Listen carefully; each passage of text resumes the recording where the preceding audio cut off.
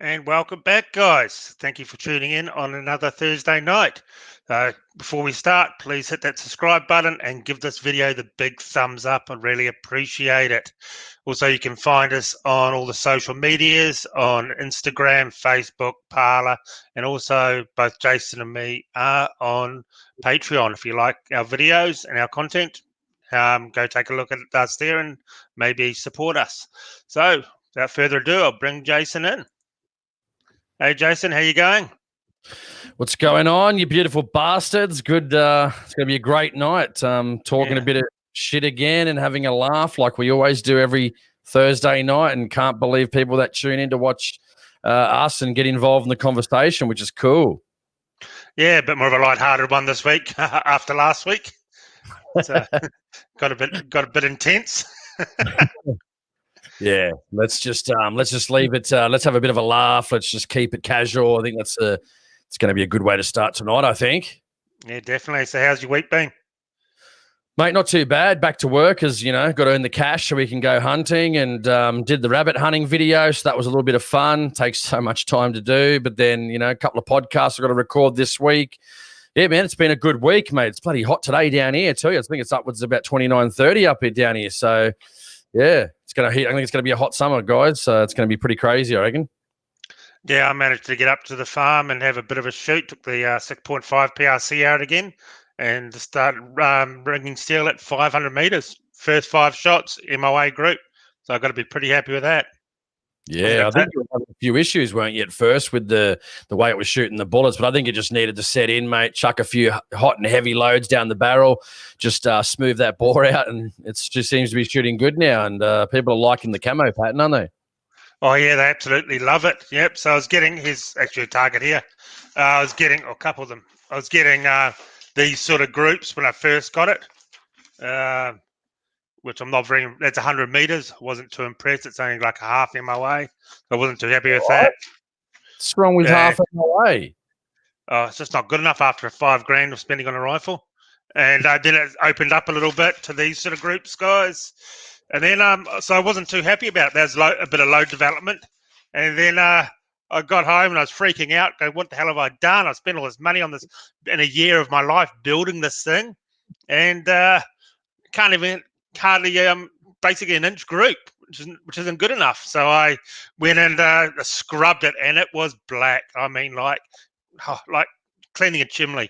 Okay, it was that bad. And then boom, straight away just started getting the little quarter MOA groups consistently. So yeah, now I'm happy. Very happy. Why was it so black on the inside? What was the story? I don't know.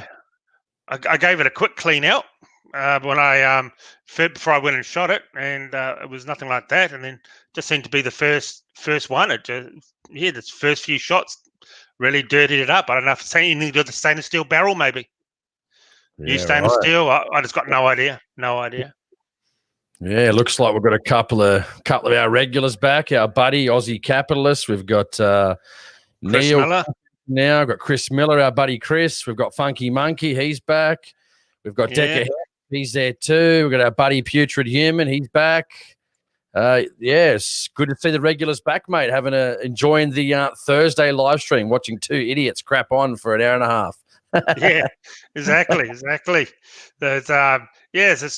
been an interesting week as well in the news. With I've actually got a message here I'll read out about everyone would have heard of about the COVID thing in Melbourne. If you breach any of it, they're going to take your guns. And I was wondering if it was actually going to happen. So I got this message. Guy doesn't want to be named, rightly so, from being from Melbourne.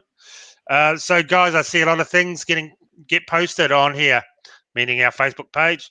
It is great. Just wanted to give you a quick update. No names first of all, but someone I know has just got done for being out during curfew in Melbourne. The next day, his guns and shooting license were taken by the police. What the fuck, Dictator Dan needs to go. So it actually happened. They took people's guns. It's just unbelievable. It really is.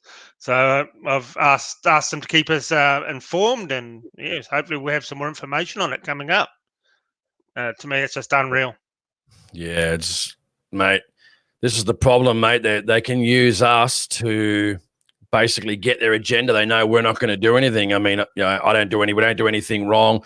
We're good law-abiding citizens, but this is what they use. Most shooters don't want to, they're not happy with what's happening in Victoria, but they can't afford to get out there or go to any rallies or go do anything because they'll have their gun license stripped of them straight away. So, yeah, I feel for you. It's a shit situation, and good to see I think I shared it on Facebook just the other day. Good to see the NSC straight away to the tribunal, at least get a process started against the Victorian police, which is good. I love it. No fucking around, no conversations, no waffle, whiffy waffle, mate. Straight in. I love that. I've been waiting for 10 years. And finally we're seeing an organisation that pretty much has, 10,000 members taking the lead. And, it's ruffling a few of the other organisations' feathers because they've been found out, which is sad. But, they had ample opportunity to go and do something about it. And I think I heard from Neil from NSC that a couple of people are involved and double SAA's involved, which is good to see. Finally, after 23, 24, 25 years since Port Arthur, they're actually starting to do something. So, still they're terribly hopeless, but, this is a good start. I'll always give credit where credit's due. And hopefully we see these organisations band together and, straight away into the tribunals. One, represent the guy that's lost his guns. I think that's the second guy because they've already got someone that's lost his guns. So get him represented as number one. And then number two, start fighting the validity of stripping people's gun licenses because, heaven forbid, I'm like a child. I can't be out past 8 o'clock or I'm at a mate's place. I mean, they arrested a guy this morning.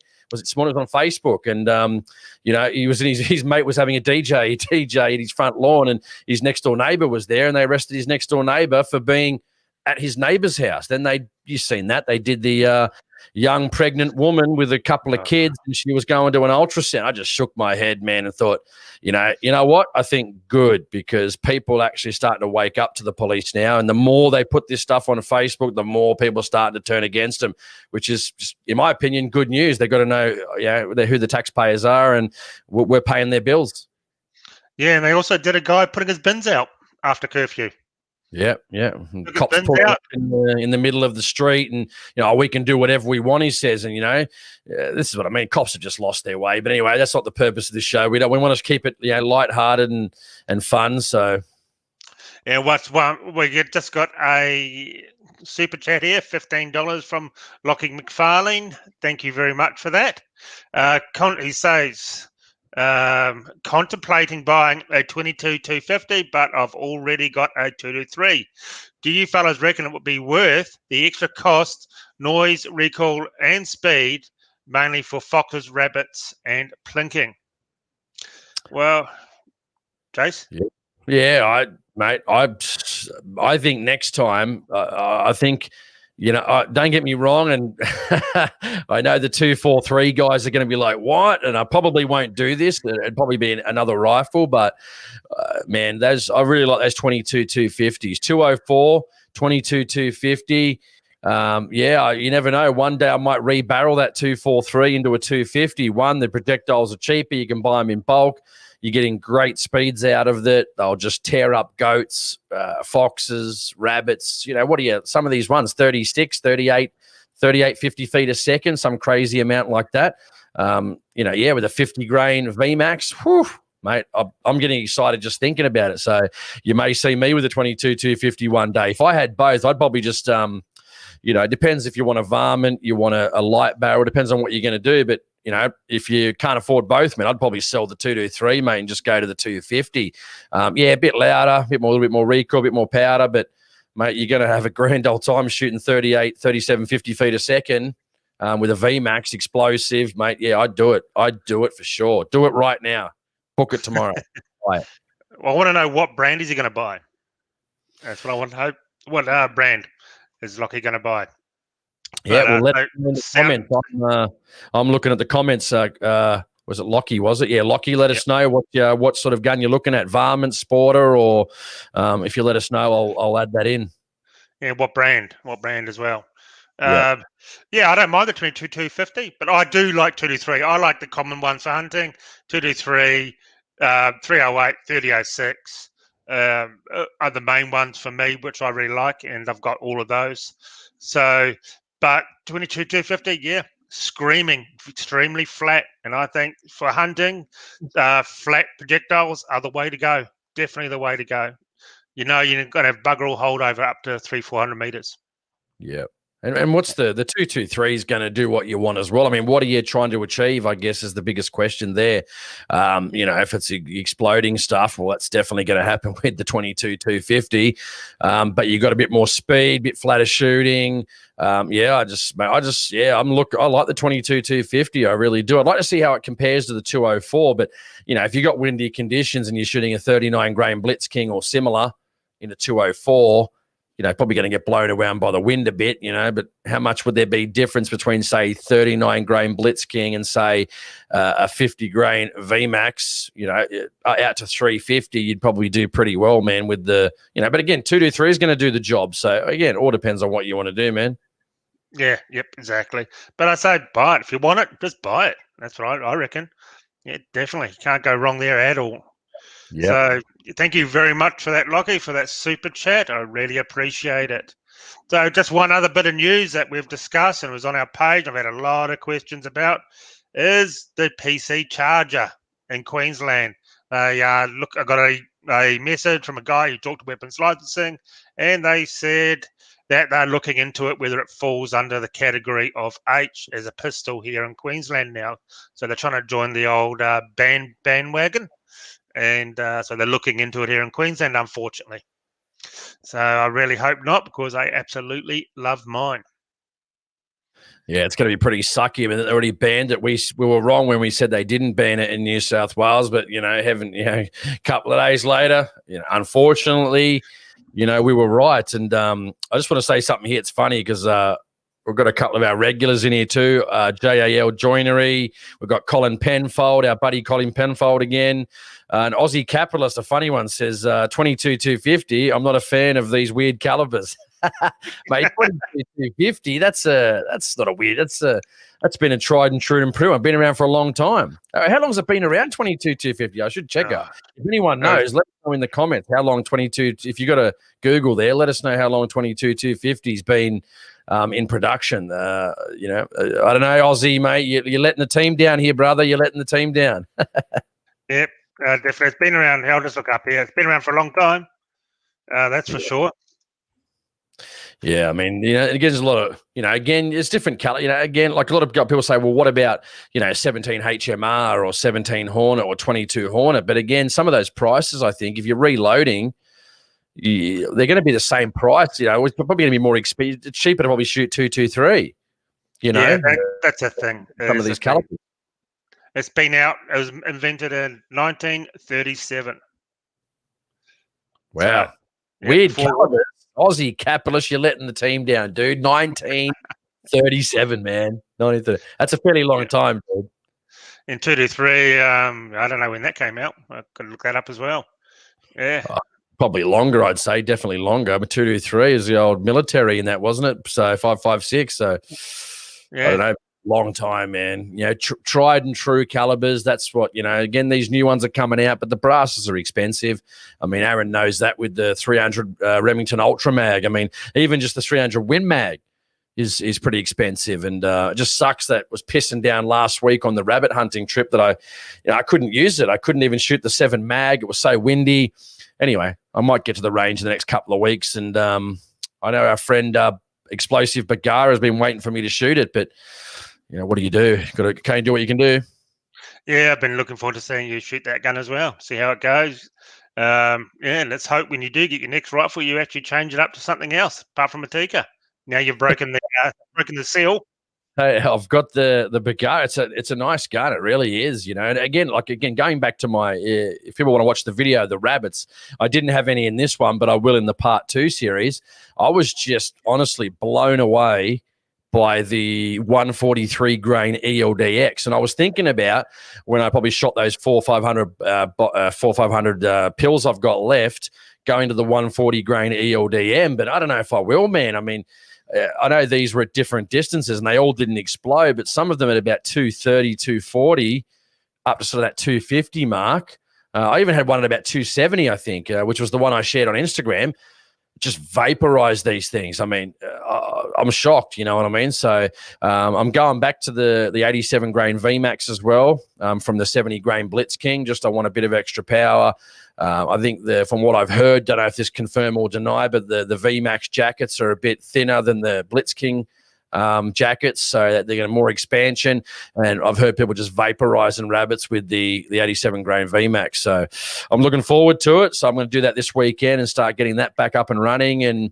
But yeah, those 143s, Aaron, shit, dude, I was blown away, man. Like, how could it possibly, like, it's a deer cartridge round, what, 143 grain, vaporizing rabbits. And there's more than one on that next footage to come on part 2. So it's insane.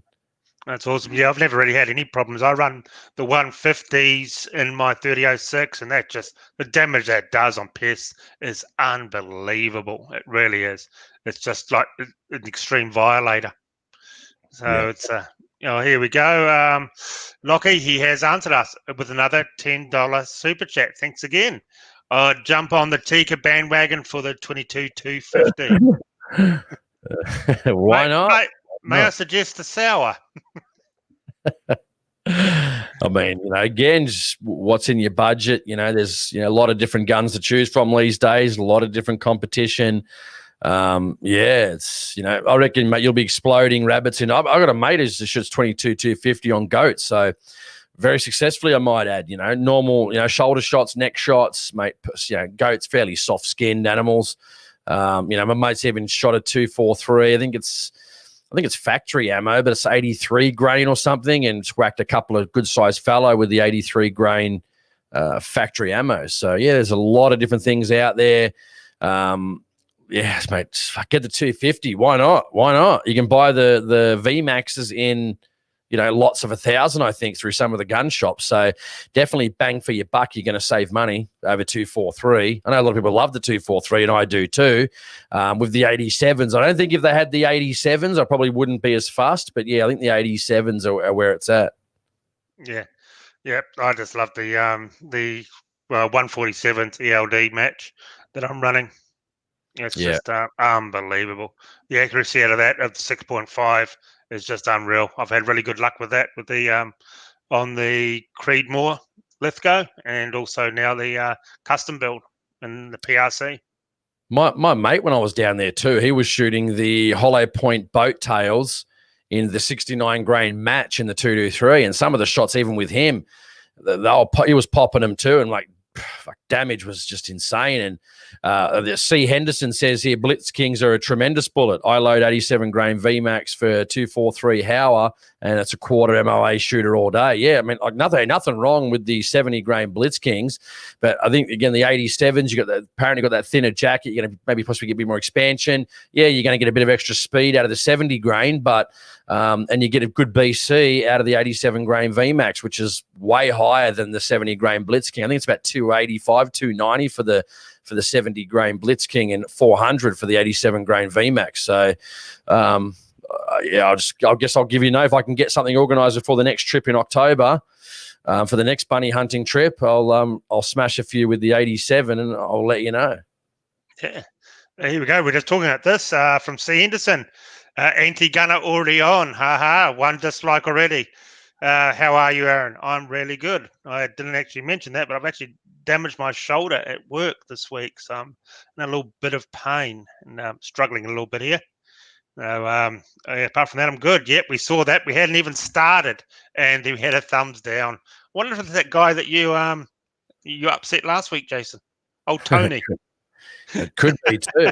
Someone even messaged me about I interviewed Nathan Foster, and we'll probably talk about that as we go along, and some of the items for guns and that, and was blowing up about, you can't be saying these things. This is old school thinking. And it's like, dude, it's a free podcast, dude. Like, you wouldn't think he was having a go at me, but he's going off in this email. And I'm like, mate, don't worry about it, dude. Like, it's just a dude with an opinion. Like, I found it was a fantastic podcast. Some people disagree with a few things that were said, but I didn't take any offense to anything. Why do people take so much of an offense thinking people are talking about them because it's something they do?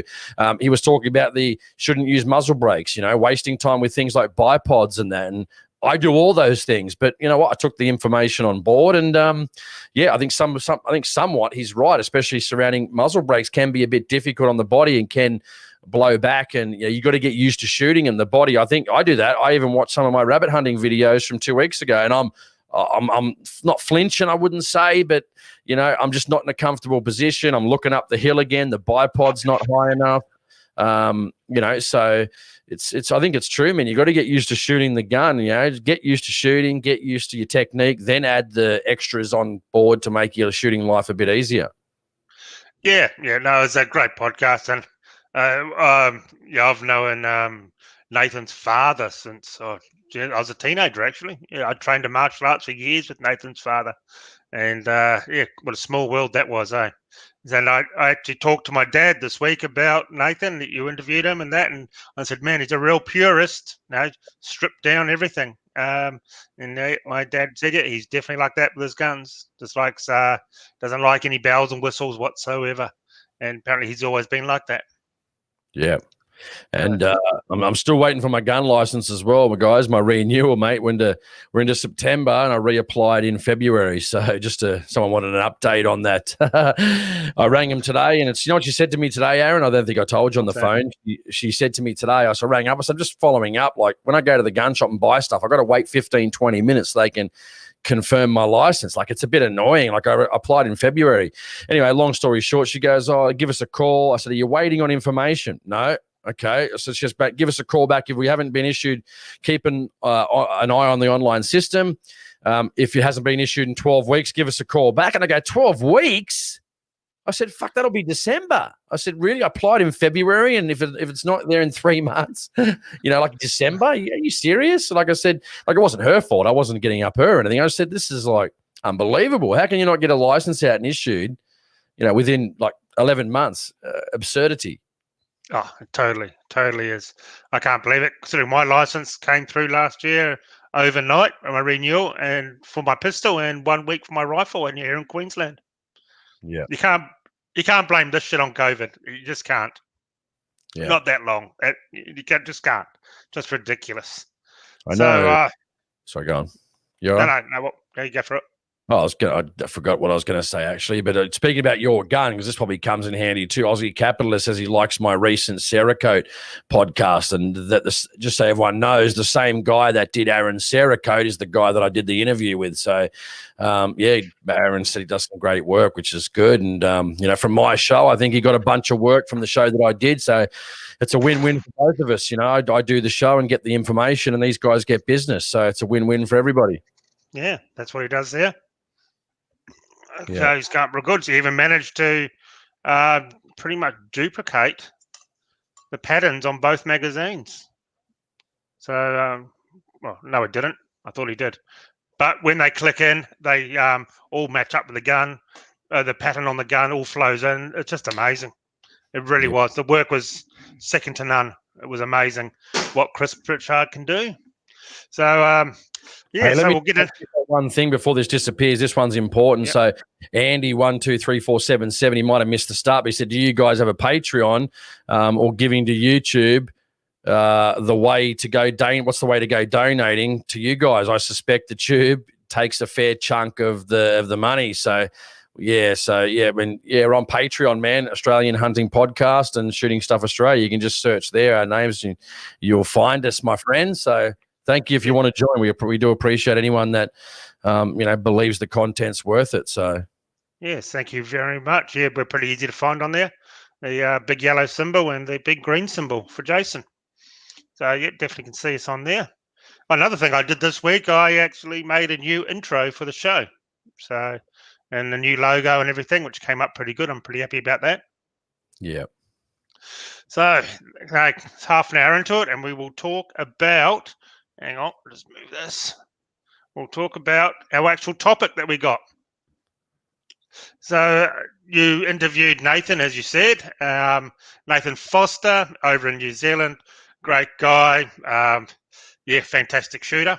And he has been meticulous about cataloguing projectiles for hunting and the damage and everything, basically, written a few books about him.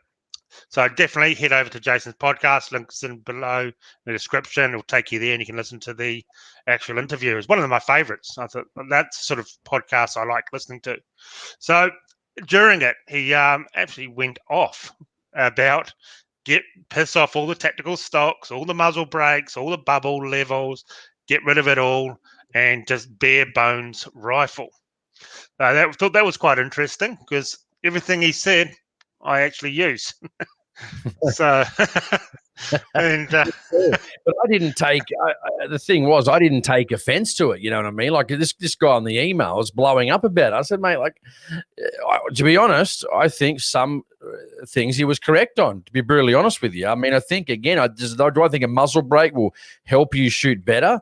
I think it'll help you spot game better. But if you're going to flinch, like I was doing in those videos, again, I just think he's right because I'm doing what he said people do. And again, if you can, I know some guys that can sit behind a gun.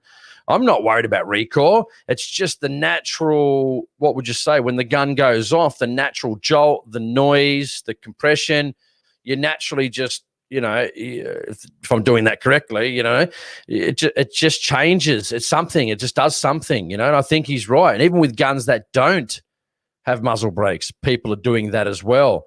And you've just got to get out of it. How do you teach someone out of not flinching, but closing your eyes at the last second or just blinking? I know some guys, I've seen them when they're shooting, they like shooting, bang, and they don't even flinch. They don't blink. They don't do anything. I was like, how do I get to be like that? That's the question.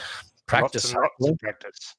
Yes. And just quickly, thank you, Brad Johnson, for a $5 super chat. Really appreciate it. Thank you, Brad. Yes. So, yeah, I use muzzle brakes. So I've got a few.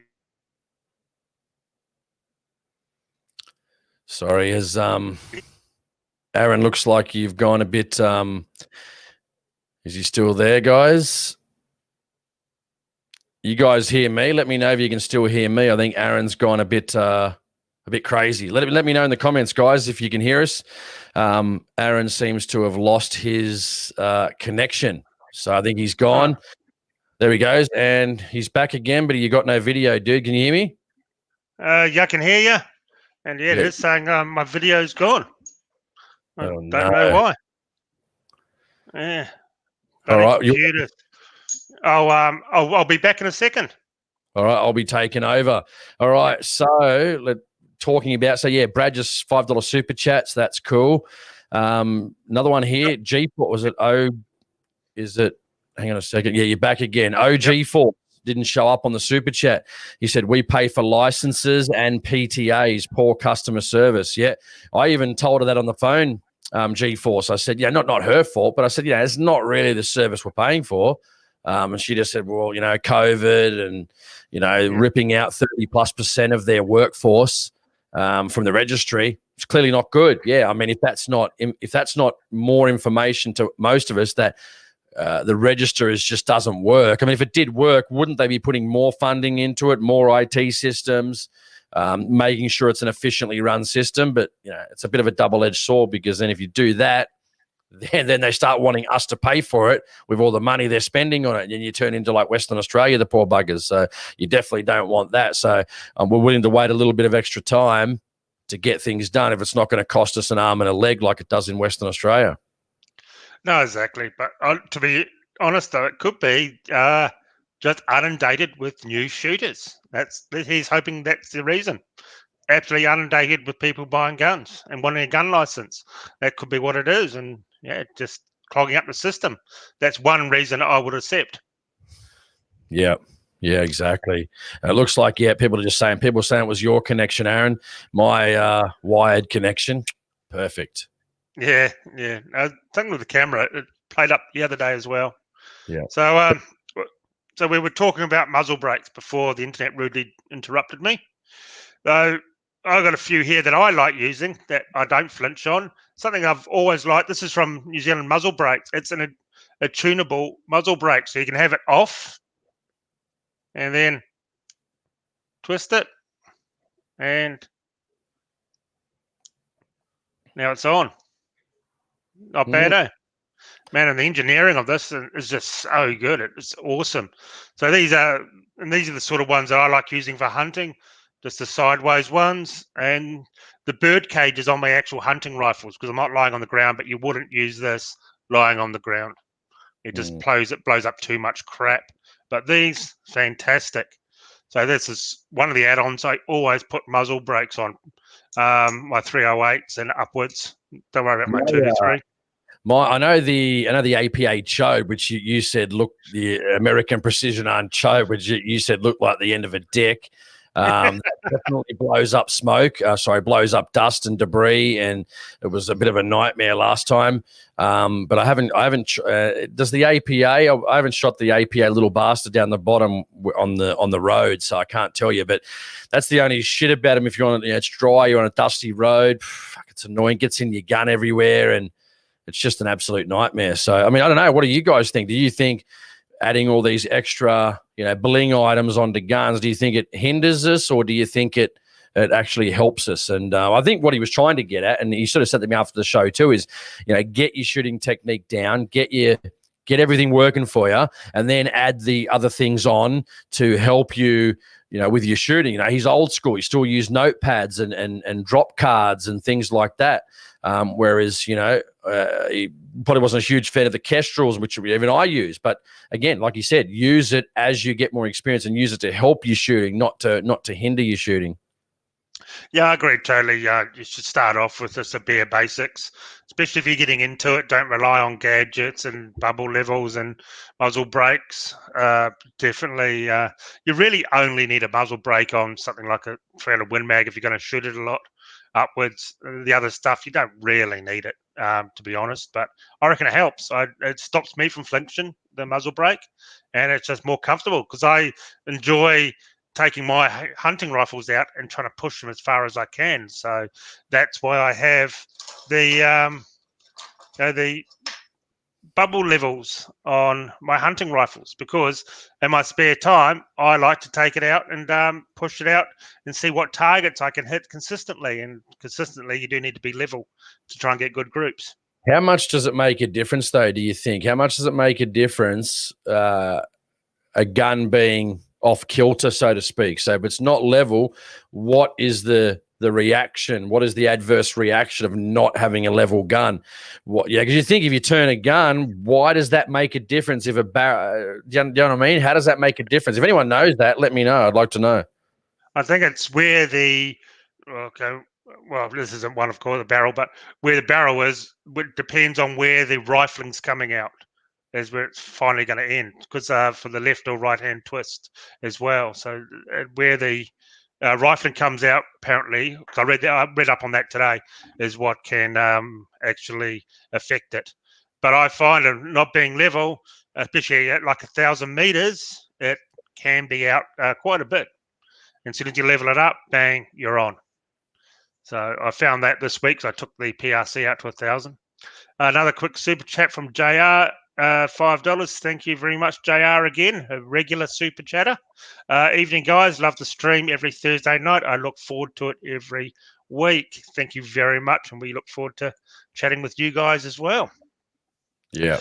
So yeah, I definitely think if you want consistency and you're doing some targets, definitely. But for hunting, everyday hunting, you don't need to, because your eyes and your brain will tell you when it's pretty much level.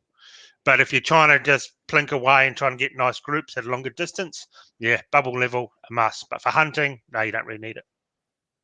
Yeah, I wonder how far, what distance before it becomes, a problem. And again, I was shooting those on the rabbits. I was shooting those 70 grain Blitz Kings, and I didn't have a chance to just make sure the rifles were zeroed, because again, a couple of inches out makes a big difference at, say, 200, 300, 400 meters, obviously less at the shorter distances. But, when I come back and look at the footage, man, some of these shots on these rabbits were so close. It really should have been a hit. And I thought I was missing by not a fair way, but a couple of 4 or 5 inches or something, But when I got the footage back and looked at the camera, I was like, man, shit, like they really should have been hit. So, I wonder how much of a difference it makes depending on the distance. Say 200 meters and up. Obviously, it gets worse as it goes. The further you stretch that rifle out. Well, I actually have a picture here. I'll bring it up, try and bring it up on screen. This is the 500-meter shots I took the other day. There'll be a video released tomorrow on it. This is the first group of 500. So I'll bring it up now, and I'll talk. Hopefully you can hear me, because I'll talk you through it. So this here was, I was off kilter, and I knew I was. Just before I shot it, I saw I was off kilter here. And then when I leveled it up, that's the first cold bore shot. Then when I leveled it up, I got these. So that's how much over 500 meters it actually can, by being not level. So Yep. So that's that's how much it can happen.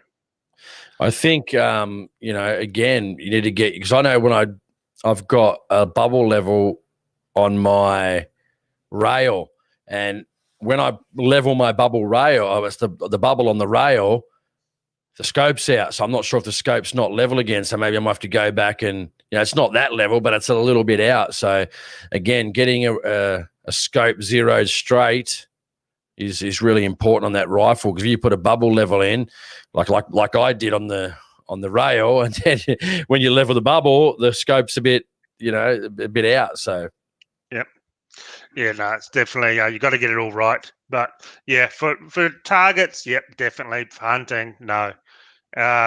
Same with muzzle brake. I dare say it for targets, it's definitely good, because you can shoot a lot more, especially the higher calibers, without punishing you. But hunting, no, not really necessary. Unless you're shooting like that 500 Jeffrey, and we didn't put the muzzle brake on, and that was 100% necessary, you definitely need it. Because that was just, painful. Mike Rusling says level gun issue depends on the elevation too. Okay, I didn't know that.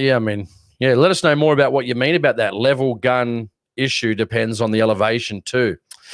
Interesting. Mm.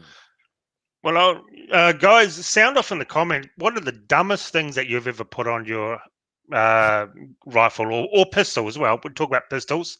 Everyone goes through the old torch and laser phase, I think, combo. Sound off in the comments. What's the dumbest thing you've put on your rifle? Me was a laser. And the old eBay laser, and it lasted on the 308 probably about half a dozen shots before it crapped out. But I will read.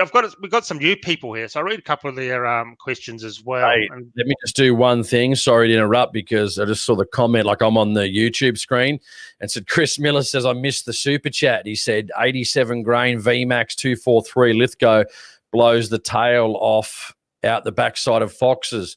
The pic I sent you, Jace. Yeah, I did see it. Yeah, man, I can't wait to test them out. I don't know how we missed that super chat. Sorry about that. Sorry, it didn't show up here at all. Very sorry about that, Chris. That's why me and Aaron are trying to. I'm on the YouTube stream, and he's looking at the other one. So we've got a new guy here. I've never seen him before. Ross Hanley, Wilson Combat Beretta 92G. Tactical, Brigadier Tactical, how now has sexy Hogue wrap and grips slutty G3 Speed League thumb rest, and soon to come the Hornady Burris optic and compensator. Total hussy. Yeah, it's definitely one pimped out pistol, that's for sure, with all that stuff on it.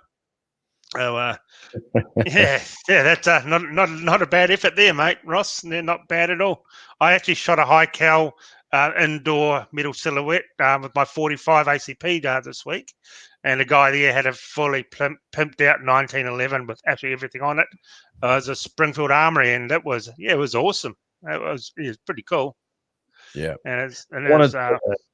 wanted to Pranic Megan said one. This goes back on some of the old stuff we're saying, but if you can let us know, she's got no criminal history and no charges were laid against me, yet the cops still took all my guns and licenses. I've had my A and B license for 2 years, New South Wales. How can they do that?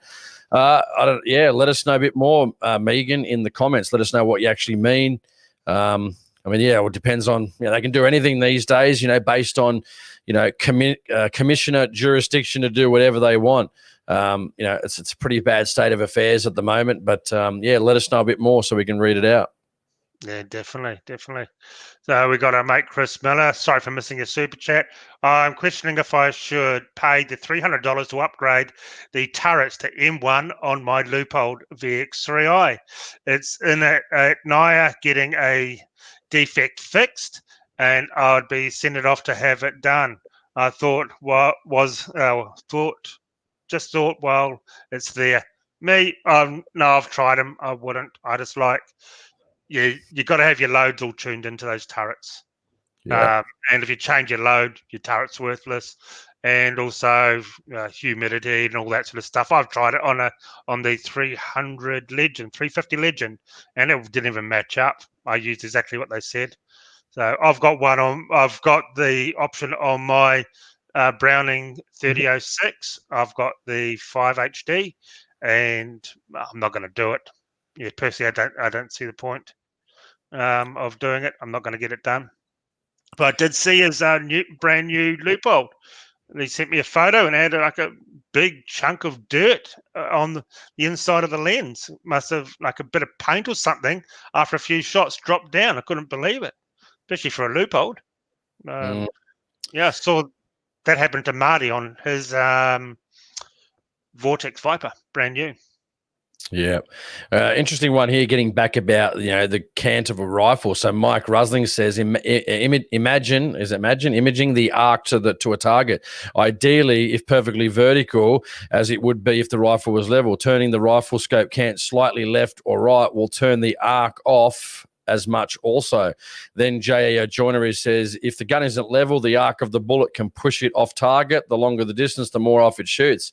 Yeah, that's very interesting. So I guess probably not bad at 100 meters, but if you're pushing it out further, that's when it probably becomes a major problem. So I might even have to go back to some of my scopes and, again, is my scope out, or is the bubble level on the rail?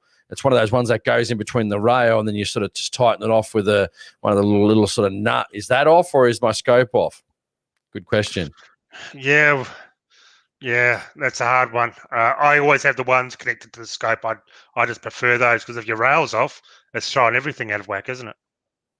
Yeah, that's right. And I'd love to see what the actual distances are out, at whatever distance, as in, 200 meters, you're going to be out by an inch. What is it? I'd love to find that out. Might do a bit more education over the next couple of days on that, because I just find that sort of stuff interesting on how much of a difference that can actually make. Surely someone's done it on YouTube, so I'll probably just check that. Well, I showed you the 500 meter thing there. It was probably a couple of inches out at 500 meters. So yeah, it's and then when I shot at 1,000 meters, the first hit I connected was exactly bang on the center line where I was aiming, and I really took my time and had everything level. So I was pretty happy with that. Yeah. He's old putrid human. He's a long-time viewer. Evening, fellas. Magpul is where it is for me. From grips for my GSG to Gen 2 sling for my rifle, and 4 grips. Yep, I don't mind those Magpul grips on the pistols. I think they're quite comfy. I've got some of my 1911. I quite like them. Yeah, Megan followed up again. Someone asked us, I think it was David Curte. He says, does Megan live in a share house? And Megan said, yes, she does live in a shared house, but the same people live here as they did when I was given all my licenses and approvals. Nothing's changed. See, it just depends on those people. If any of those people, Megan, been caught up in any crimes or anything like that, or associated with bikies, or could be anything. If any of those people have been in trouble, it's a problem. I actually knew Aaron, who this happened to. Short story, a guy I saw at Bunnings near my house. He recognized me and he said, I've got a problem. He lives in a house with his dad, his parents do, and his uncle has some mental health issues. So he's in a home. So the uncle comes over one day, gets out of the home, comes over with a butter knife for no reason. He has issues, and then obviously mental health. And this guy's a really, really nice guy. And basically, the cops came. They put the dog on the guy. Took him back to the home. Everything was fine. Anyway, they came back a couple of weeks later and go, "You've got guns here?" And he goes, "Yeah." And he goes, "Oh, we've got to seize them." And he's like, well, why? And he goes, oh, people in the house and all that. And he goes, but the uncle doesn't live here. He doesn't live here. He's in a home. He's been in a home for the last 5 or 6 years. We're a good family. And this guy is the loveliest guy you'd ever meet. Anyway, I put him in. And so what they made him do was store the guns at St. Mary's in Western Sydney. So every time he wanted to go hunting, he was somewhere near Parramatta. So he'd have to go to St. Mary's, pick up his guns, go hunting, and then take his guns back to St. Mary's. Now, that's a problem if they're closed at certain times and you can't take your guns back. Anyway, I just got him in contact with a lawyer. The lawyer wrote to the registry, and just like that condition was taken off his license and he could have his guns back at the house. So, good result for him. But yeah, just goes to show they put these conditions on your license which are not legally enforceable. Like, how can you tell someone, listen, you can't have guns at the house, you got to store them and pay for storage at your local gun range? I mean, this is the sort of shit they come up with. And luckily I told him to call this guy. They sent him a letter. That's all it took, was a letter. Yep, we've removed it. Thanks, bye. Oh, so why'd you do it in the first place then? Just being fucking assholes, if you ask me. All that stuff's just absolute bullshit.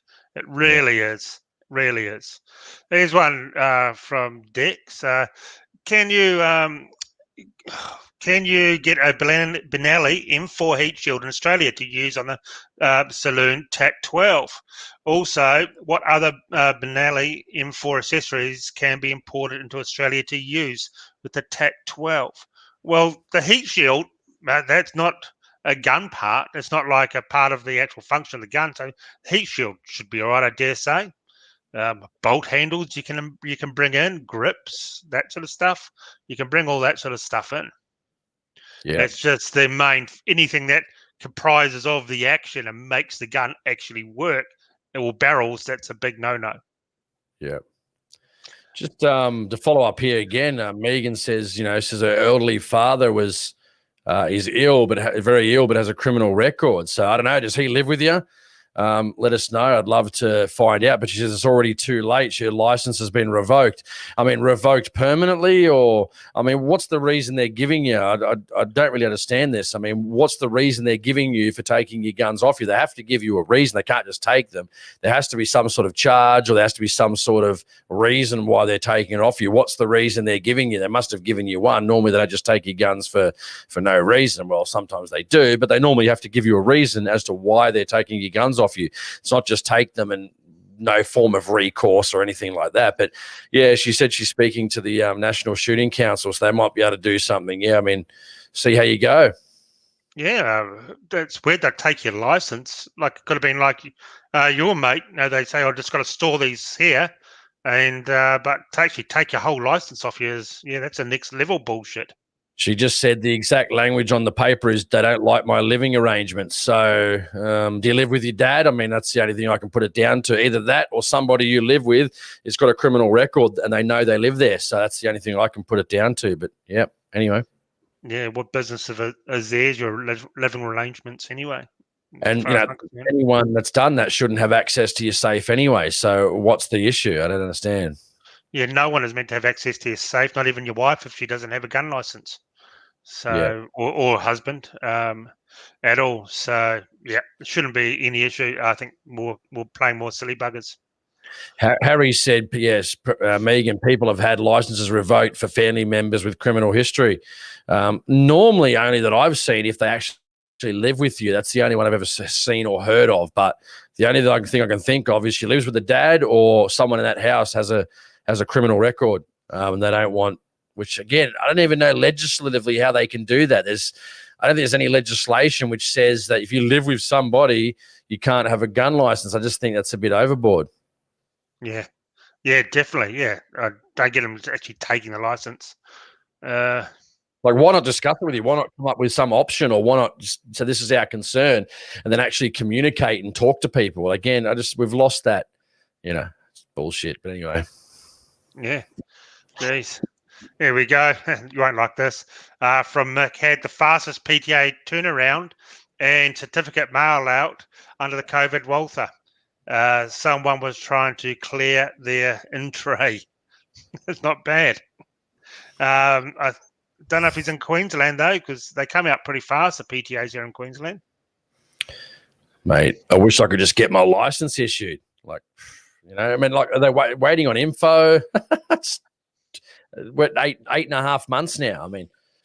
Anyway, we'll just keep waiting.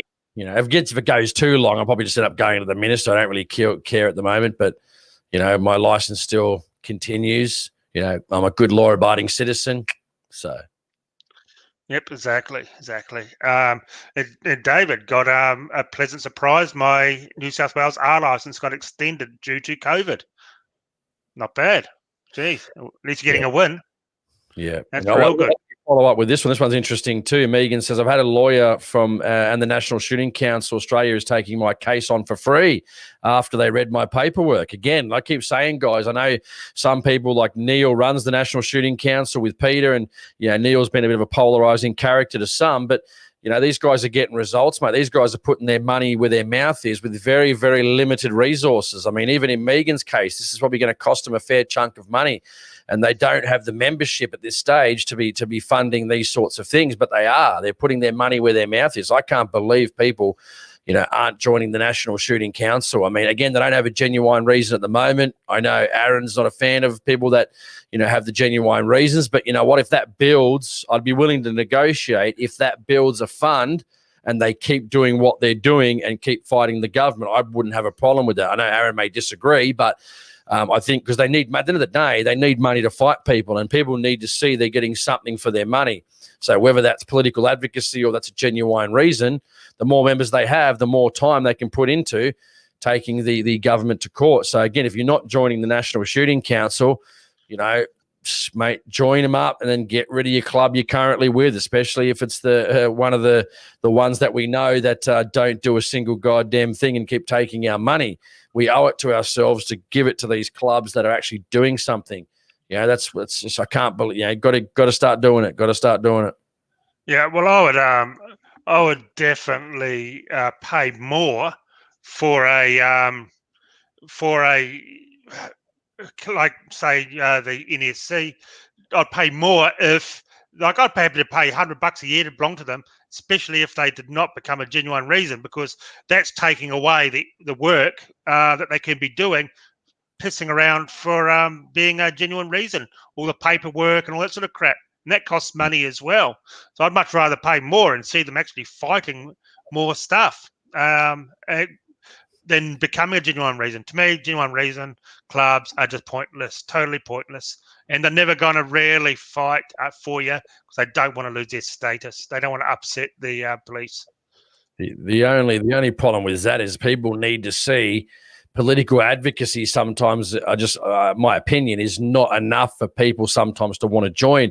They need to be physically getting something there for their money. So I'd be happy to pay extra if they did have genuine reasons. I'd be happy to pay extra as well, which is for the membership, the genuine reason, and the political advocacy, and just get rid of, because some people with like pistols, they've got to join all these clubs, and I don't have. I got okay money, and I can't afford. Be a member of 3 or 4 clubs, $100 here, 300 there for the pistol one, another 100 over here. Just give us the whole lot and we'll pay a bit extra. Forget the magazines. Like, what am I buying a magazine? Forget the magazine. Use that money for political advocacy instead of wasting time on a fucking magazine. Yeah, with a bunch of old guys reviewing old hunting rifles, and it's full of adverts anyway. What's the point? Thank you, Chris, as well. Chris Miller just sent a super chat payment. That's awesome. And he says it's $35. I get it's $35 I paid. $35 I paid. Get your wallets out for the National Shooting Council. Yeah, that's it. So I got new glasses. I'm still going to use them. That's my excuse. Yeah, so I think $35 to join the National Shooting Council to, again, am I saying they're the bee's knees or the be all and end all? No. Well, they've done more than anything else. Sure is a lot better than that anyone else is doing. I mean, until they give me a reason to be unhappy with them, I'm going to support them, and I think people should too. Yeah, exactly. And here we go. Aussie Capitalist, the price of PTAs have gone up to $41.25 in Queensland. What are you paying down there in New South Wales? I think ours are $30 still. They've been 30 for quite a long time. I think years now, at least that I can remember, $30. So yeah, at least 5 years that I remember. 5 years, maybe even 10. Jeez. Yeah, I remember though. Ours were like about $30. It just kept on going slowly up. So here's a good one.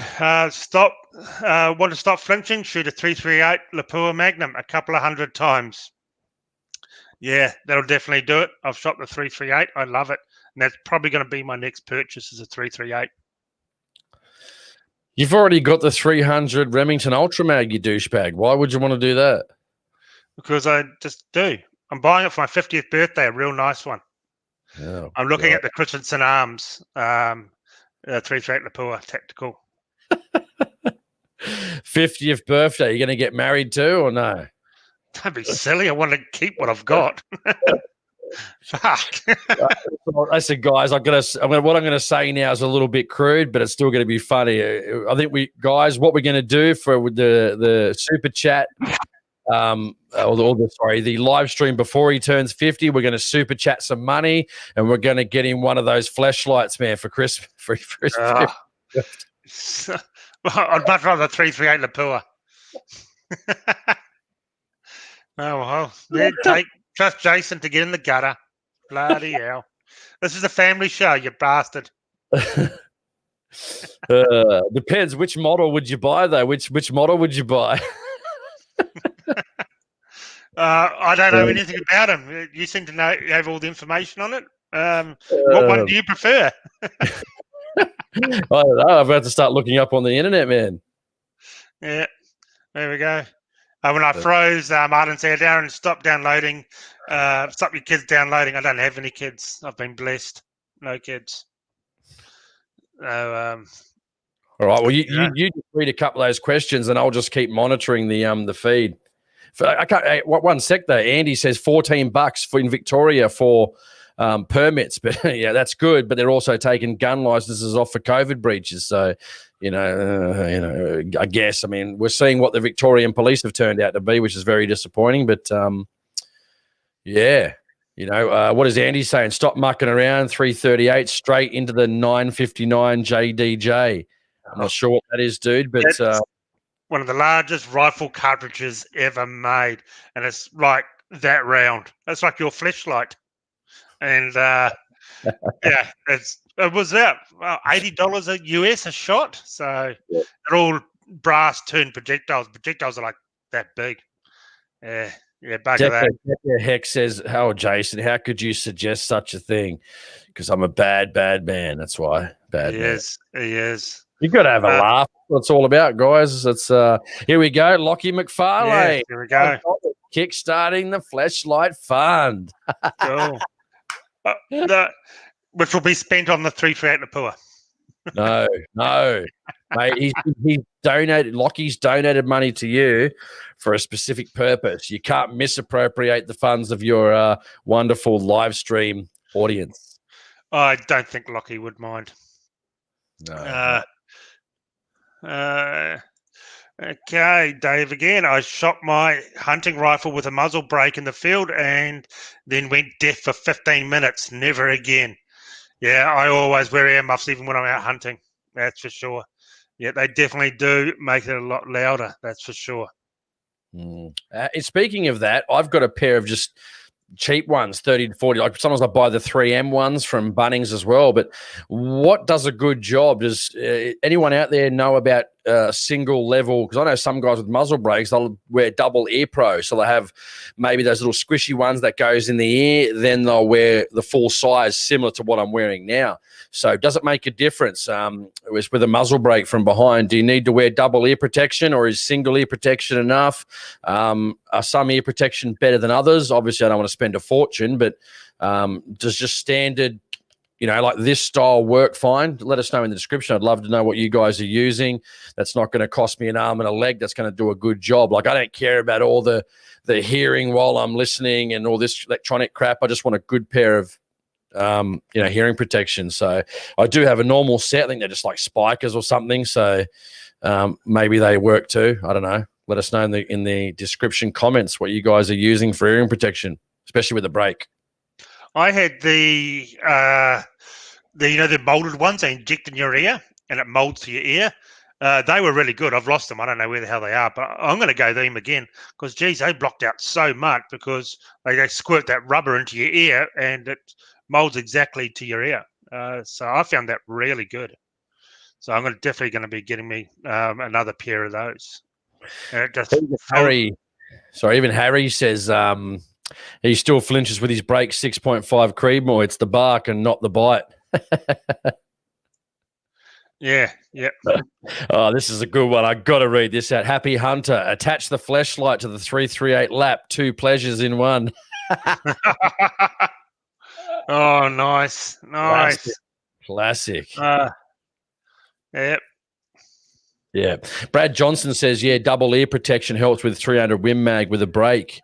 Yeah, it's interesting. I mean, because again, you look at some of how much they're actually taking out, like 30 to 40 decibels. Well, what about if it's, barking at 80, 85 or 100 decibels? Are you still, is that helping you, or instead of losing your hearing fast, you lose it a lot slower? I don't know.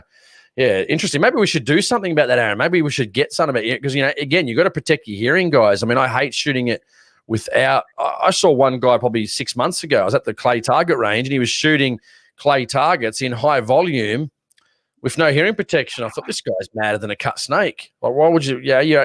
And you got 5 other shooters around, so he's shooting 25 shots. There's 5 stands for sporting clays.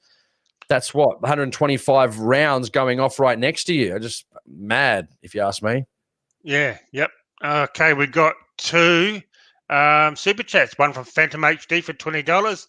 What's better, earplugs or muffs? Well,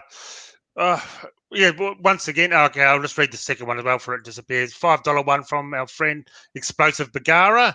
Hearing protection is for pussies. Yeah. Well, hang on a minute. If you don't want to lose your hearing, man, I mean, maybe if you're married, you might want to lose your hearing. But I did hear, again, I don't know if this is true. Maybe someone in the comments can let us know. With the earplugs, and I've got earplugs too. I think they work well for more of the shotgunning stuff. I think as soon as you get that crack from a rifle, I prefer the over-ear muffs. But they did say there's apparently a bone on the ear, which is in front of the ear, not lobe. What's the other part? I don't know. But there's a bone on the front. Apparently the vibration can go through the bone and you can still get industrial deafness from the vibration through the bone. So I don't know. Is that true? Has anyone heard about that? And C. Henderson says, tinnitus city. Yeah, there's nothing. I got a mate who's got bad tinnitus, not from shooting. And he said, mate, you wouldn't wish it upon anyone. Sometimes he can't even get to sleep at night. It's so bad. So, yep. I've got it real bad. Yeah, I'd love to know if that bone structure thing is correct, where it's the vibration through the bone. So if you don't wear the over-ear protection, you can still go deaf, even though you got in-ear plugs. So let us know if that's legit, if we've got any hearing experts with us tonight. Yeah, well, here's I think the ones injected in your ears are really good if you're going plugs. I've got big muffs as well, the electronic, but the electronic parts died in it.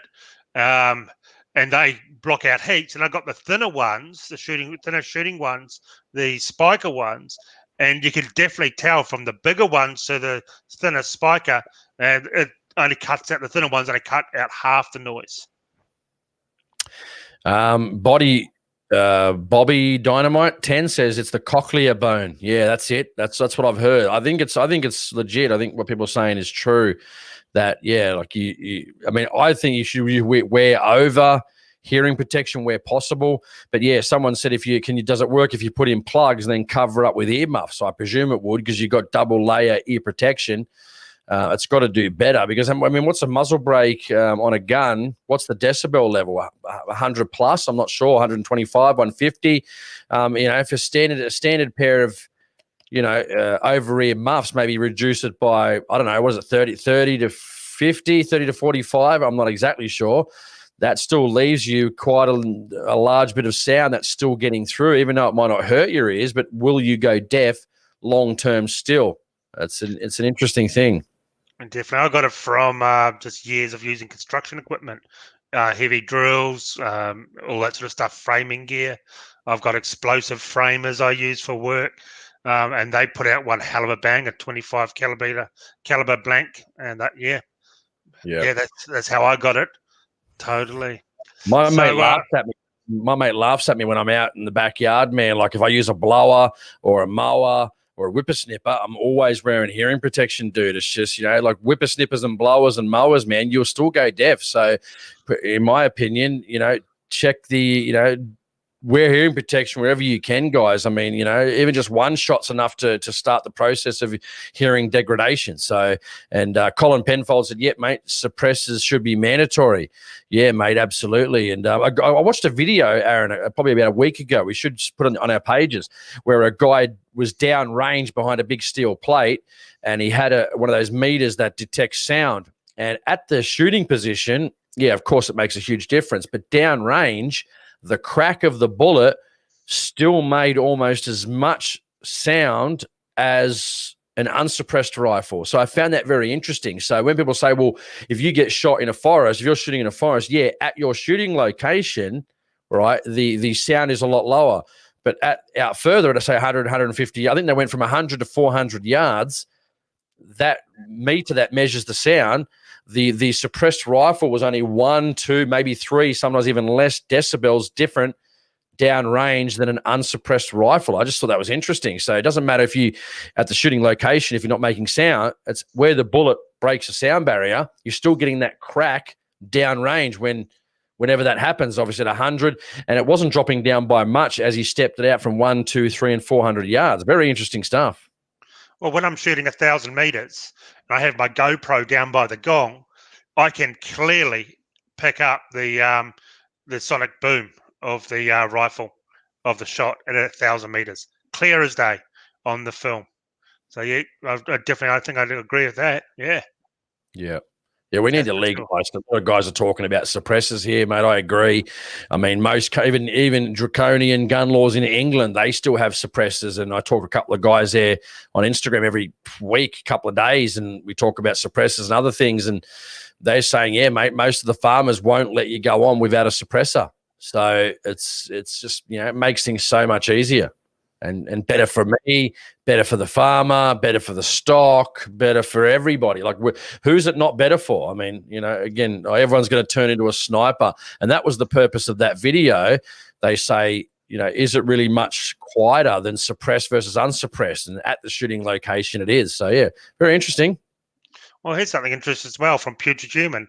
I found using a muzzle brake reduces the MOA on my 308. Well, yeah, I'm not too sure what gun you're shooting and sort of loads, but I haven't actually found that problem, to be honest with you. But yeah, every rifle's different, I guess. That'd be interesting. Tell us, Putrid, what rifle and what sort of loads you're using, and how much does it reduce it by? Does it open it up? We've got Biggest Blackest. He said hello from the USA. I thought I'd read that one out because. Yeah, a lot of bad stuff going on over there, Aaron, especially in Kenosha, Wisconsin. That poor young fella that gunned a few people down in self-defense. Is poor bastard struggling at the moment. He took out the trash, so all the power to him. So hopefully he gets off that on self-defense charge, which I think he will. So yeah, old Facebook today labelled him a mass shooter, and they're going to start deleting pages that are praising him. So apparently when you see somebody with a skateboard, you try and stomp on their head, you've got a pistol, and you're running away. Apparently you're the aggressor, even though you're running away. But anyway, he'll get off that and hopefully gets his life back. And he's got a lot of advocacy and a lot of financial support, which is good. And he's been represented by a good lawyer that represented that Nick Sandman. Remember the one that sued CNN and the one that wore the MAGA hat with the Indian American beating the drums. So he's got his lawyer. So hopefully we get a good result for that young fella.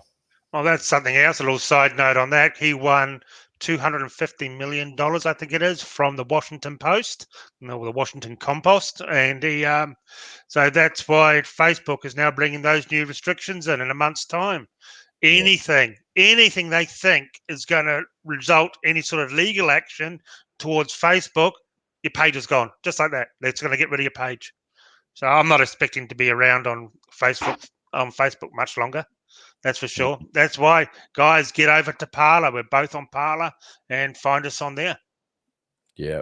It's not going well, is it, at the moment? I mean, apparently, maybe we should do a breakdown of that one in a couple of weeks. Like, get some of the footage and we can play it, throughout the show and just talk about it and stuff like that. But the two people that he did kill, one was a pedo and one was a felon. And you saw that guy that got shot in the arm.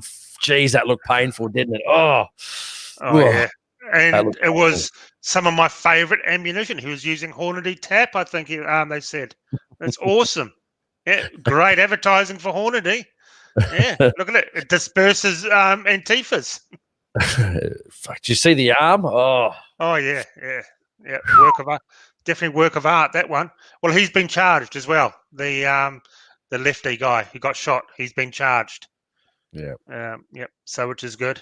It's always the Antifa ones where they turn out to be like felons and pedos, and it's like he's running away. How is this not self-defense? Why would you chase somebody with a rifle, man? It just beggars belief. And then try and attack them to boot. Like if you run next to them or you go, hey, what are you doing? Stop. We need to get the police. Fine, maybe. But if he's got a gun, I'm going that way.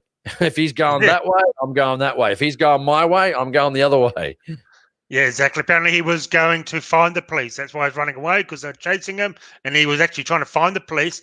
The police drove past him and he waved his hands and saying, hey, I'm here. And they just drove right past him. Yeah. Yeah, and he called the police. Mate, he'll get off, man. Like I said, he's got a fantastic lawyer that's very well known, very, very, very good at what he does. And, I wouldn't be involved in that situation. I just wouldn't be there. I know how shit can get real heavy real quick. And, man, I just stay at home, cook a barbecue, crack a drink, relax on the but you know what? These assholes, they wanted a war, eh? They wanted a war. Now they got one. They're crying like little bitches. So not surprising. I mean, what did they think was going to happen? They could just loot and damage. I mean, they ended up burning one guy's whole car lot. Yeah. I mean, they think people are just going to go, okay, we're just going to let people get away with it. And then when people step up and say, well, no, we're not going to let you get away with this, keep yourself in check. And then something happens. I've got to go to the police now. They want police involvement when they're trying to defund them. Well, he's actually caught on camera during the day with his first aid kit. He was there because he's a volunteer lifeguard, and he had his medical kit there, and he was actually going to help the lefties that were injured. He was saying, do you need help? I can help you. And he was cleaning up graffiti, and then someone gave him a phone call, said, hey, they're trying to burn this down. Can you come and give us a hand? Try and keep people away. So that's why he's there. And he took his first aid. He was on camera with his first aid kit, trying to help people, even trying to help the lefties that were abusing him. So, I mean, if old Sleepy and Aussie capitalist says here Trump has to win on November 3rd to save the country, man, like if old Sleepy Joe gets in, man, that guy's something wrong with that guy. Like, have you seen his gaffes on YouTube? It's just embarrassing. Like, they're already saying he's now not refusing to debate Trump. I really can't wait to just tune into these debates and just watch. It's just going to be a murder fest of Trump just murdering Biden in the speeches and in the debates. Like he's got no chance. I can't wait. I think by law he has to. The two runners have to debate each other. I think that's something they do have to do. Anyway, we'll move on. Here's something from GoPro Ventures. The scope mounts make a big difference. I see people with expensive scopes and cheap rings doesn't make sense to me. I agree totally. I've seen that as well. Cheap eBay, little rings on expensive scopes. Now that's what's holding your scope in place and sturdy. So, yeah, I'm definitely agree with that. Looks like our friend David Smith says Trump won't save anything. Well, man, it's got to be better than Biden, dude. Kamala Harris. And Biden, man, Biden can barely stay awake, like, come on, let's get serious here. I mean, I'm not saying Trump's the best guy in the world, but he does a pretty good job, mate, looking after the country. That's what we need here, someone willing to step up and take our interests seriously. But, look what's happening in Victoria. It's the opposite. Yep. Yes, it's just going to be great. It is. Trump's going to walk it in. They won't have Biden won't win. That's for sure. Yeah, with old Joe Blow or whatever her name is, Joe Ho or whatever they're calling it. Here's one, Jason. Back to what you were saying before. Yeah. C. Henderson, I use a clamp-on level to the Picatinny, and when I tightened it wasn't level. Verified with a reticle leveler, and threw it in the bin. There you go. Mm. Yeah. Yeah, mate. I think you might be right. I might just check them this weekend just to go through them, just make sure. But yeah, I mean, I'll check the scope, check the rifles are level. Yeah, maybe you're right. I don't know how much distance makes a difference before it starts to become a big problem. Like, especially when I'm shooting rabbits at 200 plus. I mean, people think it's easy, like 250, 300. Mate, you're trying to hit a rabbit, this big at this distance. I mean, fuck, it's hard. It's not easy, by any stretch. No, not at all. Not at all. And they're pretty well camouflaged as well half the time. Mate, sometimes we couldn't even see them in the binos until they actually move with their little white asses running around in the air, Fun, though. Yep. I love shooting rabbits, man. Long-range rabbits, man. Oh, nothing better, in my opinion. I just love shooting, no matter what. Yeah. I love fox hunting, duck hunting, you name it. I love it. Love it all. Well, are they getting rid of duck hunting? There's a part of the deal or something in Victoria with the Greens giving in more 6 months of executive powers. Yeah, that was someone named Ratnam from the Greens, Andy Medic, that arsehole from the Animal Justice Party, and Fiona Patton, who used to be part of the Sex Party but is now part of the Reason Party, which is basically, I think it's only her. Did someone else get in from the Reason Party, or is it just her? I think it might be just her. She got a position only on preferences, but, I guess she'll pay dearly at the next election, extending that government power for 6 months. I mean, the Reason Party, you think would stand for reason, but I guess not. She's a bit of an idiot. And at least you saw that, Darren Hinch at least voted against it. Shooters and Fishers voted against it. Liberal Democrats, those two voted against it. But, they'll do any type of dodgy deals, mate. What did they get in return? That's the biggest question to get it over the line. Well, aren't they going after duck hunting in Victoria? It's a part of it all. That's what I heard.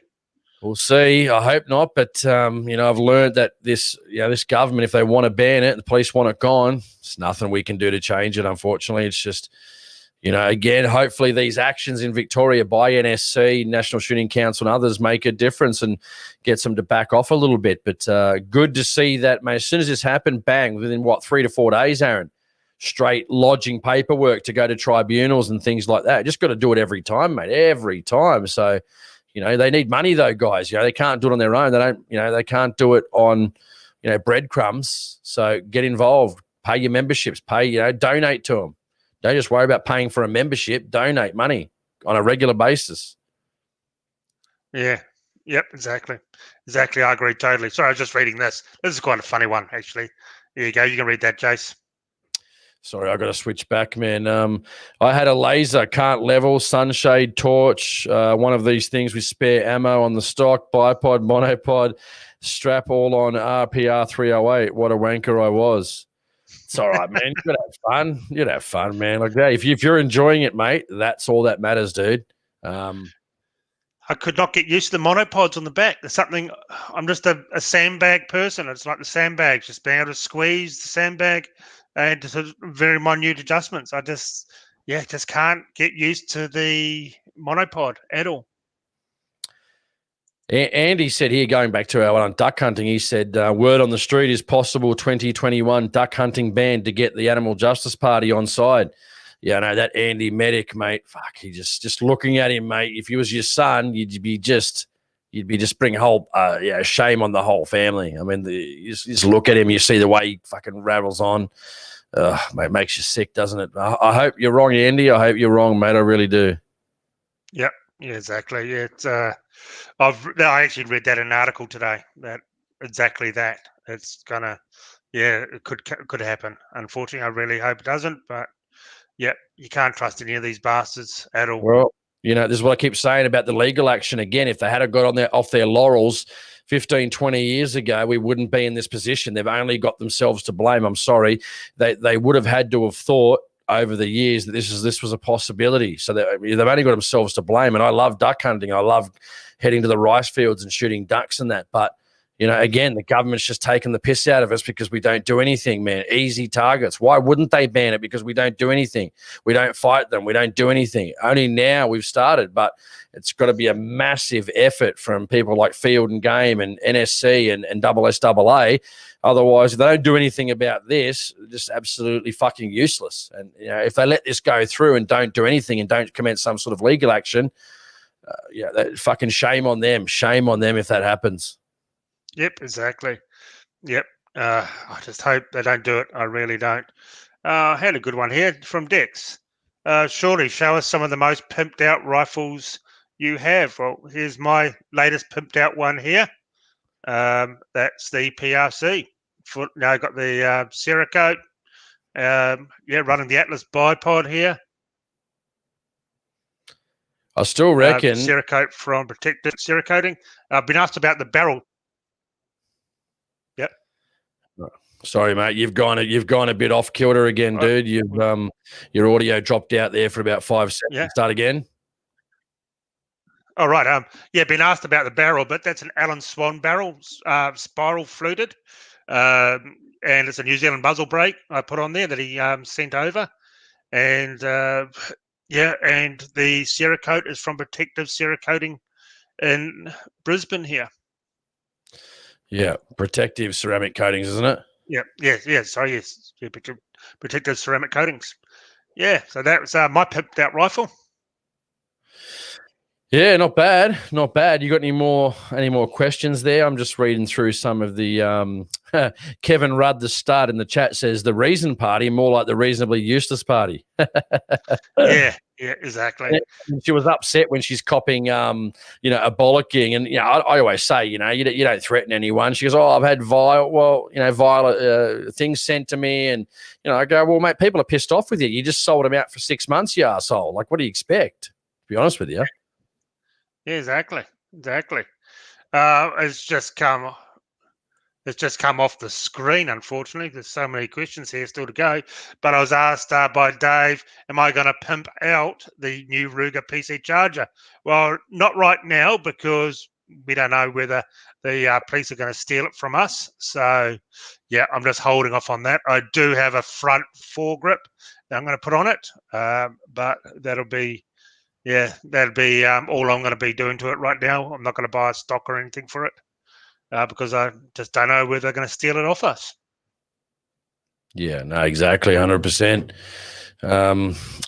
Nick Lass says maybe that deal that Chairman Dan used to cement his power grab in Vic. Well, mate, yeah, it's absolutely. But what they get in return, man, that's the biggest question we want to know. And yeah, you should never be doing, and they probably think the same about gun owners, to be honest, but you never do deal with those freaky animal justice vegan douchebags. I mean, these people how they even get into Parliament is beyond me. I mean, but we've got to deal with what we've got to deal with. Vote for your, I always say, vote for your pro-gun parties, but that doesn't really seem to achieve much either. But it's better than voting for anything. You'd never catch me voting Labor, Greens, Liberals, or anything like that. I vote for me pro-shooting parties as well, but I'm also not under the illusion that achieves anything either. But got to feel like I'm doing something, I guess.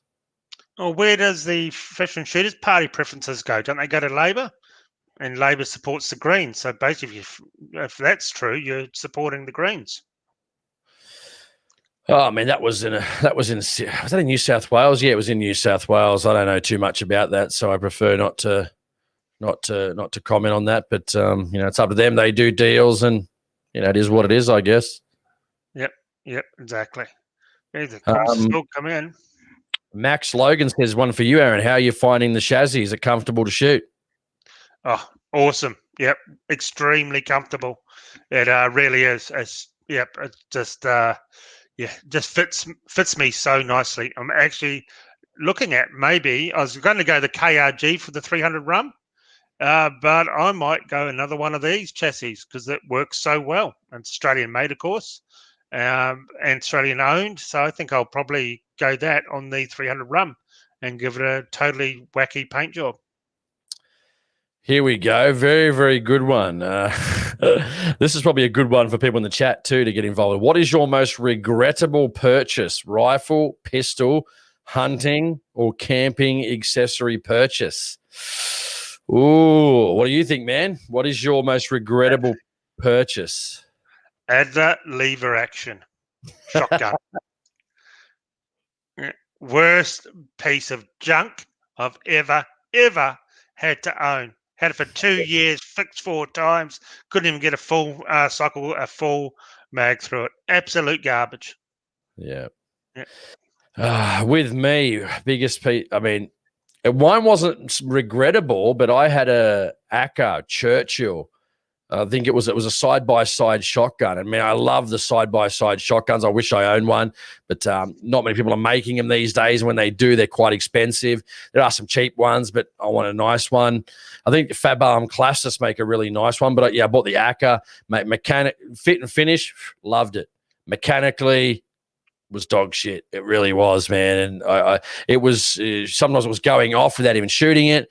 Other times I was on the ducks, and luckily I always bring a second shotgun on the ducks in case one fails, which this time it happened. So I'm glad I did that.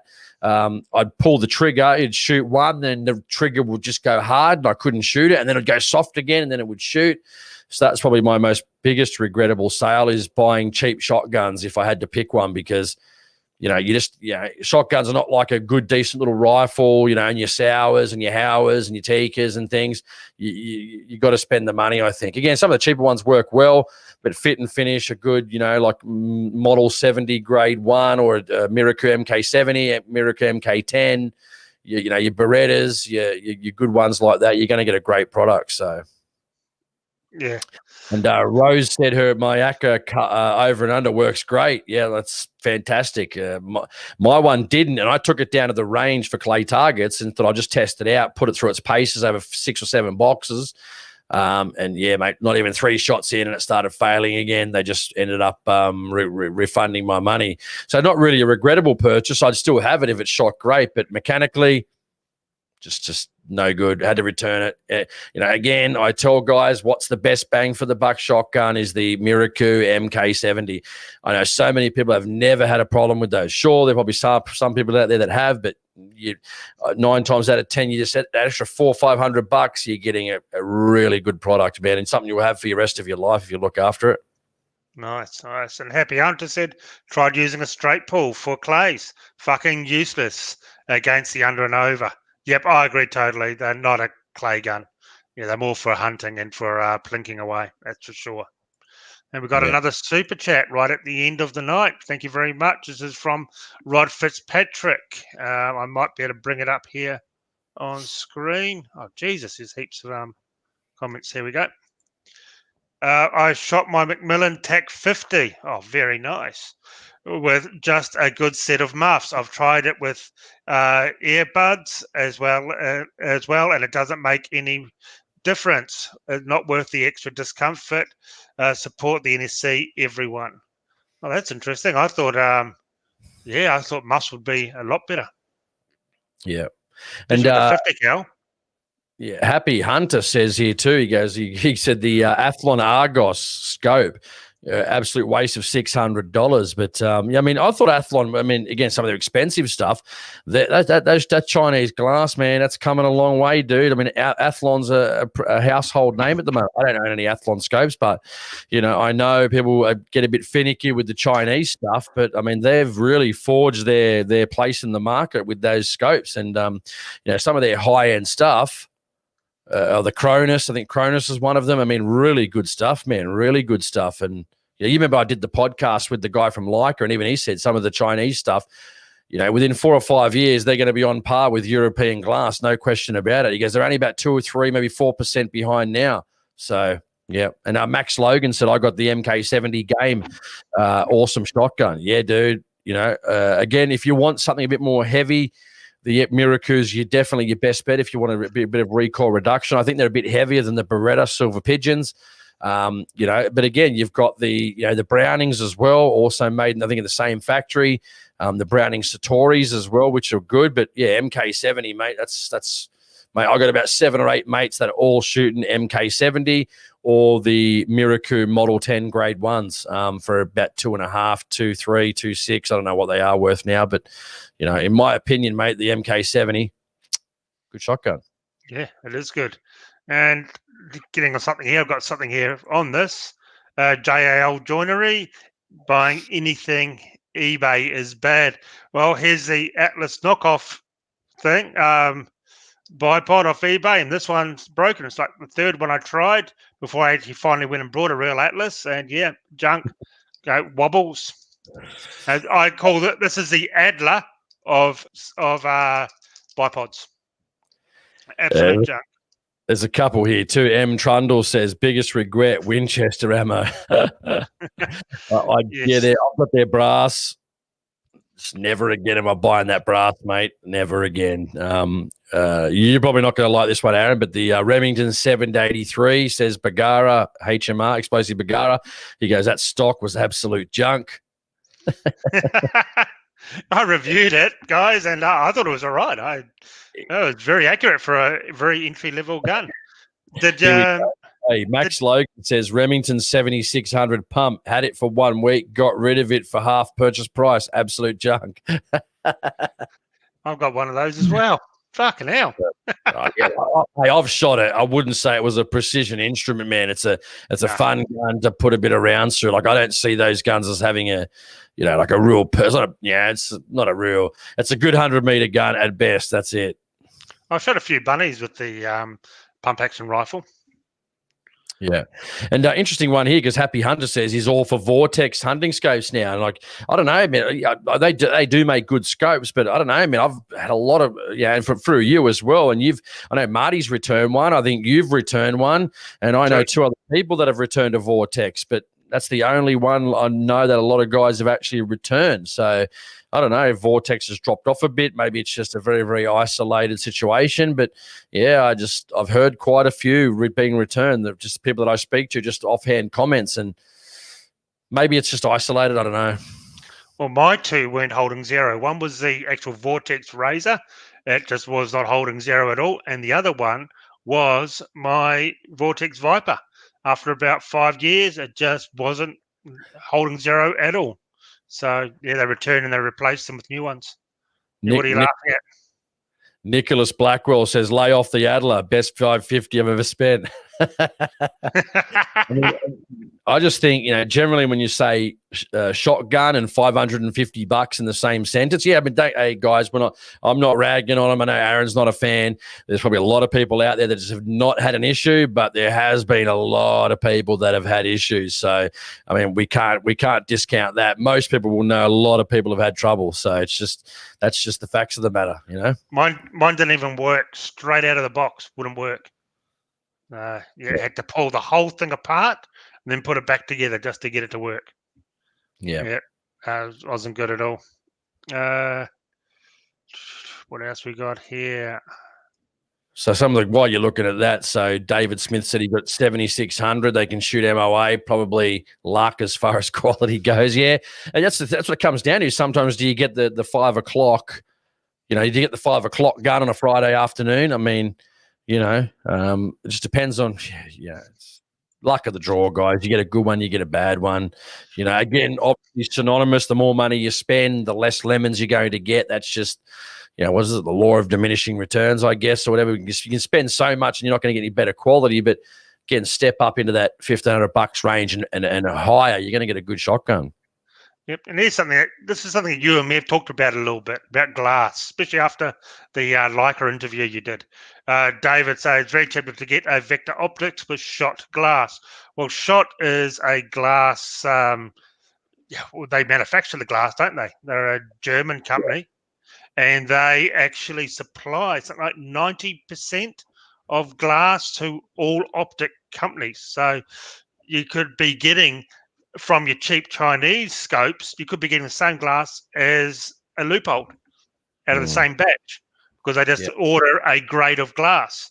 And this is where there's a big grey area in the scope industry, in the scope talks that you hear. Chinese glass. Well, China doesn't actually make glass for scopes. Most of your scopes glass comes from the shot glass. That's where most of it comes from. And they sort it out for scopes. So there's no such thing as Chinese glass for scopes. And there's been a lot of misinformation spread about all this sort of stuff, probably because it's just an easy way of bagging some of these scopes. And really, the stuff from China, a lot of it's done on CNC machines. It's a computer file. It could be made exactly the same in other countries, only because their labour cost is a lot cheaper. But generally, it's the quality of the people. So once they get the glass, then they've got to grind the glass and then apply the coatings. So apparently coatings are a fair chunk of the situation. They said I remember him telling me you could get a scope not put coatings on the glass, and the transmission of the light would only be about 50%, if I remember correctly from the show. But it's when they actually apply those coatings. So again, it depends on company coatings, and it depends on how good they're able to grind the glass. And yeah, they reckon the Chinese are getting pretty good at it. So I mean, maybe in a couple of years' time, we'll see if it's on par with other European glass. But it's again sharing that knowledge with the Asian countries. And I mean, a lot of things are going that way because it's cheaper to make things there. Yeah, yep, exactly. And harps, I'd love an AA12. Well, I would love anything full auto. AA12 shotgun would be pretty unreal to have. That's for sure. Yeah. So Nicholas says Japan makes ED glass, which is pretty good. Now I'm still not sure if they're just still getting their glass from shot and then grinding it in Japan for and calling it ED glass. So again, there's only so many companies that make reticles. Some of these companies, I won't mention any names or anything, but basically they get the bell housing, they get glass from someone else, they get someone else to grind it, and then they just go, together. And some of these, one or two of these, are pretty big names. So, in the industry. Yeah, I'm not going to say what it is, but you told me about one of them, a very, very popular long-range scope, a very popular brand. They sell for $1,800, and they are put together for about $300 with the materials. That's what they pay for all the gear. Yeah, it's interesting. I mean, it's scopes. Yeah, I mean, there's a lot of people coming into the market now, and a lot of new companies, and I guess they've got to prove their worth, and hopefully people get good results. And yeah, I mean, one of the guys was just saying here too, he had a Tasco, $400. He reckons it's as clear as day. And yeah, I agree. I've got a cheap $180 Hawk scope on my 22. Man, it's not a high recoiling gun or anything, but man, it's 3 to 9 by 40. Gets a lot of light in. I mean, I zoom into, 8, 9 power. It's still fantastic shooting rabbits at like 140, 150 meters. I can't tell a difference, to be honest, in some of these things. Obviously, you're not going to be dialing it and things like that's not going to be accurate, but just a zeroed rifle using holdover for the reticle, on the reticle, I just can't afford it for $180. I mean, it's just killer. It's great. Right, exactly. And Aussie capitalist. I got a Nico Sterling on my 22 Ruger American, and for a cheap scope, it works how good, and it does. I've used several Nico Sterlings, and for an entry-level scope, they are pretty damn good, I reckon. They really do work. And their rings aren't too bad either. They're quick-release rings. Yeah, it's interesting. Nick followed up again. He said Japan definitely make their own glass, not from shot. All right, well, I'll find out if that's true. Yeah, it'd be interesting to get a bit more information on that. But, again, making their own glass, grinding their own glass. I mean, there's not many people that are doing it. So, yep. Well, here's Andy. All my scopes, bar one, is Vortex. The other is the Loophole. Vortex shits all over the Loophole. Big fan. All righty. Yeah. Okay. A lot of different opinions here, which is good. It's well, I run on my. Well, this here is. That there is the Vortex razor I run on this. So, and I am pretty damn impressed with the razors. I really do like them. Yeah, you got to get a Gen 2, dude. That's the lame Gen 1. Yeah, they're like $4,000. I just can't justify that. But yeah, $4,000. Nah. Unless they want to give me one, but I don't think they will. All right, here we go. Last one, mate, because we've got I've got two. We'll go the last two here. One said, Meoptra making good glass. Yep, out of Europe, they are pretty good. I got to admit, I've heard really good things. Here we go from Jimbo. Can you recommend a great bang for the buck scope for long range or PSR style shooting 308 for 2 to 2.5K? Good question. What do you reckon? Well, geez, you can get a second-hand razor like the one I'm running. You can get them down to about 1,500 second-hand. I'd look at that. If you want a really good scope, there's nothing wrong with some second-hand scopes. So I basically got my razor for half price because they go for about 1,800, and I think I paid about 15 for it. I don't know. There's plenty in that 2 to 2.5K price range. I mean, you got some of the ones that I've got. What have I got? Bushnell DMR2. Again, depends on whether you want to go 30 or 34 mil. What else have I got? You got some Night Forces. You got the NXS, haven't you? The Night Force NXS. You've got the Night Force probably SHV series. You got a couple of obviously the Zeisses. You got the V4 or V4's probably not that price now. The new ones might be, but V6s, V8s. You've got the Golds, VX5 HDs. I got the Citron S3, which I think is a bloody good scope too, for about 7 to 1800 in the first focal plane. Heaps, man. Yeah. Actually, good you mentioned that. The V8 is probably some of the best bang for the buck for that price range. That's for sure. I've used the V8 and they are really nice. And my mate has a couple of them, and he said it's the clearest glass he owns. It's even clearer than a Schmidt and Bender, the Zeiss V8. So it's not bad. Don't forget, you've also got the Vortex Viper PST in that range. And Nick Lass says here, probably the Delta Striker, which is the one I've got, the 4.5 to 30 by 56. So yeah, that's a good scope too, no doubt about it. Yeah, and okay, well, this is not in that price range. A Bushnell 308 AR scope is great for 308. I got the 223 version on my pump action, and it's never steered me wrong at all after all these years. And it's been knocked around in the back of a ute and everything. Man, there's plenty of options in the scope manufacturing arena. Again, you start spending over 1,500, you're getting a pretty bloody darn good scope, if you ask me, in that price range. I think, and again, I think when you step up, say back to 1.5 to 2K, then you step up to that 4K. I think you're getting. I don't think you're getting a lot. That's my opinion, personal opinion only. But I just don't think you're getting. Lloyd said in Night Force ATAC R is on my list, but if you want to spend over $4,000, and you really, I just think it's slim pickings once you get past that $2,000 point, and the quality that you're getting. Yeah, you're going to get a great scope, of course, for $4,000, but from 2 to 4, what percentage do you think you're getting? 2 to 3%, 4% if you're lucky, maybe. I don't think so. Again, mechanically they might be a touch better, but I don't know. Yeah. The Night Force are built like brick shit houses. They are just so strong. I've used a few of them, and they are solid. And they're an Australian company, so which is if I had my time over, as like I said I wouldn't. I'd just be going back to a 30 mil tube. Most of my stuff's hunting long range, or and you can still use a 30 mil tube with 20 MOA rail out to easy 1,000. So it depends on what caliber you're using.